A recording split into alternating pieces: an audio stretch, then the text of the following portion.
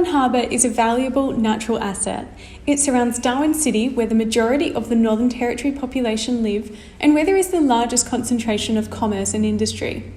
Darwin Harbour is connected to the rest of the world by goods and services, and also animals that migrate. Some of these incredible animals are the shorebirds that travel between Darwin and the rest of the world every year. These migratory shorebirds are the ultimate athletes. They migrate up to 9,000 kilometres from the northern hemisphere to the southern hemisphere.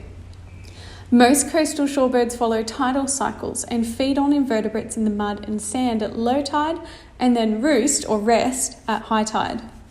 What's worrying about these birds is the serious population declines in many species. Part of the problem is the loss of important intertidal zones in their flyway. These birds are also threatened by hunting, climate change, and disturbance, among other issues.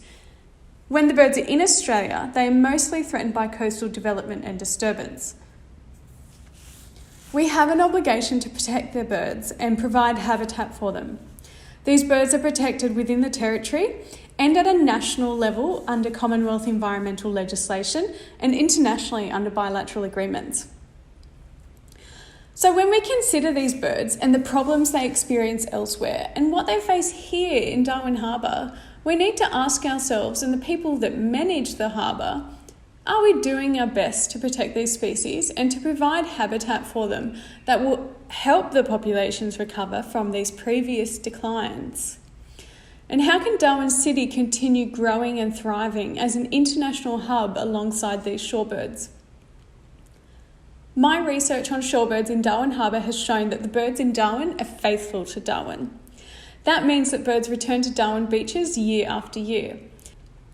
We found this out from tagging birds. We also learnt that the great knot most commonly uses Lee Point as a roosting site because it feeds nearby at Buffalo Creek at low tide. This feeding site has a reliable food source throughout the year. If birds are disturbed at this site, they can move elsewhere, but other sites are not always available because of the high spring tides and recreational disturbances. Birds will move around in response to available food resources, which means that they use a range of coastal sites. Shorebirds need a network of sites to forage at throughout the non-breeding season, which is our build-up and wet seasons.